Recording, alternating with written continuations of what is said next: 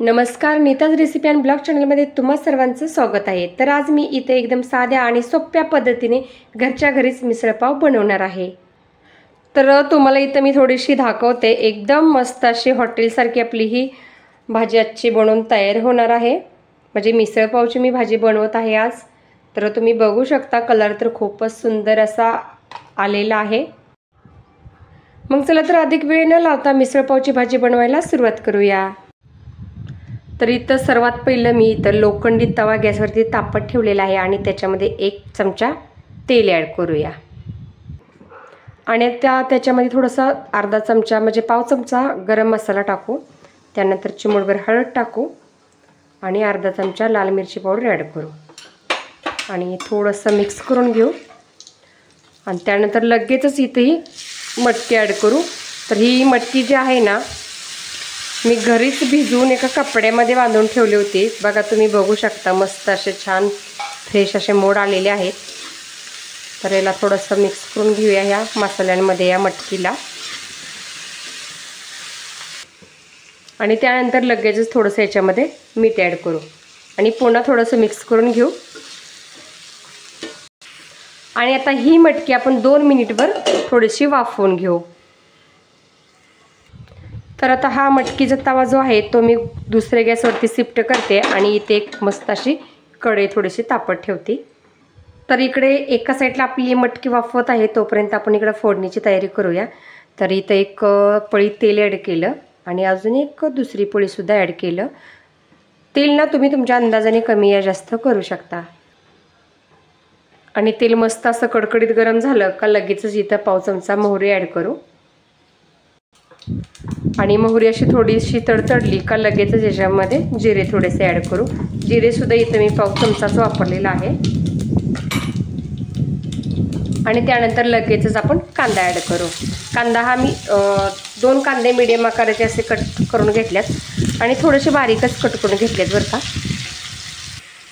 आणि इथं थोडासा कढीपत्ता घेतलेला आहे। कांद्याच्या नंतर मी कढीपत्ता ॲड करत आहे, कारण कांद्याच्या अगोदर जर कढीपत्ता ॲड केला असता तर सगळीकडे उडला असता। तर थोडा अशा पद्धतीने टाकला का हा कढीपत्ता तेलातून असं बाहेर उडत नाही। तर हा कांदा आपण थोडासा ब्राऊन होईपर्यंत भाजून घ्यायचा आहे। तर त्याच्या अगोदर आपल्याला इथं आलं लसूण पेस्ट ॲड करायचे। तर इथं मी थोडी पेस्टसुद्धा ॲड केली, थोडं मिक्स करून व्यवस्थित असं परतून घेऊ। गॅसची फ्लेम आपल्याला मीडियमच ठेवायची आहे। आलं लसूण पेस्ट आणि कांदा हा 2 मिनिटभर मस्त असा परतून घेतला। तर इथं वाटीमध्ये मी 2 टोमॅटो आणि 2 कांदे घेऊन त्याला व्यवस्थित असं कढईमध्ये थोडं तेल टाकून फ्राय करून घेतलं, त्यानंतर थंड केलं आणि मिक्सरमध्ये फिरवून घेतलं। तर आता ही कांदा आणि टोमॅटोची पेस्ट याच्यामध्ये ॲड करू आपण आणि ही सुद्धा पाणी सुटेपर्यंत म्हणजे तेल सुटेपर्यंत व्यवस्थित असं फ्राय करून घेऊ। आणि थोडीशी कोथिंबीर ॲड करूया, थोडं मिक्स करून घेऊया।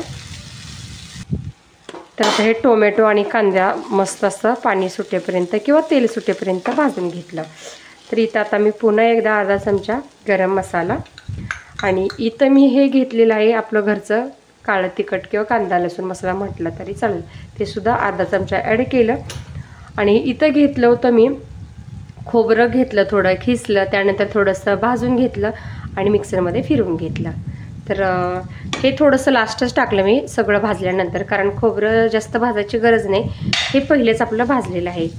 तर हे थोडंसं 1 मिनिटभर परतून घेऊ। थोडीशी चिमटभर हळदसुद्धा ॲड करू। हळद थोडीशी बेतानच टाकायची, कारण आपण त्या मटकीमध्ये थोडा फ्राय करताना सुद्धा वापरले होते। आणि त्यानंतर थोडंसं चवीपुरतं मीठ मी इथं आत्ताच ॲड करत आहे। आत्ता मीठ ॲड केलं का काय होतं, आपला हे जे मसाले आहेत ते व्यवस्थित थोडेसे लवकर भाजून निघतात। त्यानंतर या कढईवरती थोडं अर्धा मिनिटभर हे झाकण ठेवून हे मसाले वाफवून घेऊ। आता झाकण उघडून थोडंसं मिक्स करून घेऊ पुन्हा एकदा हा मसाला। तर इथं तुम्ही बघू शकता, मस्त असा हा मसाला आपला सगळा फ्राय झालेला आहे। आणि त्यानंतर आता काय करायचं आहे आपल्याला, लगेचच जी आपण इकडे ही मटकी घेतली होती ना, तर ही मटकीसुद्धा याच्यामध्ये आता आपण ॲड करू। तर काळ्या तव्यातल्या कुठल्याही भाज्या तुम्ही करा किंवा थोड्या फ्राय करा, टेस्ट खरंच खूप छान लागते ह्या काळ्या तव्यातल्या भाज्याची। तर हे थोडंसं मटकी या मसाल्यामध्ये मिक्स करून घेऊ। हे थोडंसं मिक्स करून घेतल्यानंतर ज्या तव्यामध्ये मी मटकी फ्राय केली होती त्याच तव्यामध्ये 1 ग्लासभर पाणी ॲड केलं। तर आता ते पाणीसुद्धा मी याच्यामध्ये मिक्स करून घेतलं। थोडंसं ढवळून घेऊया।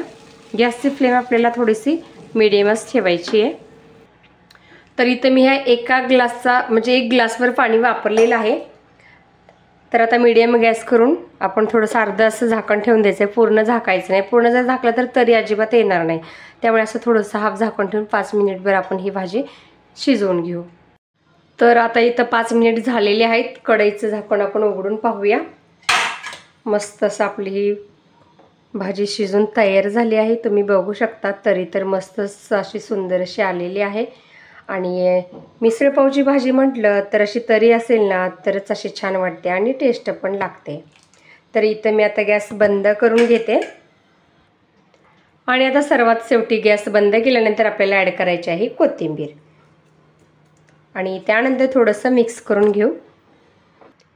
तर इथे तुम्ही बघू शकता ह्या कढईमध्ये किती सुंदर आणि छान भाजी दिसत आहे। तर ही भाजी दिसायला सुंदर नाही तर खायला सुद्धा तेवढीच टेस्टी नक्की आहे। आणि ही भाजी मी एकदम तुम्हाला साध्या आणि सोप्या पद्धतीने घरच्याच मसाल्यामध्ये बनवून दाखवलेला आहे। या भाजीला बनवताना कोणताही वेगळा एक्स्ट्राचा मसाला मी बाहेरून आणलेला नाही।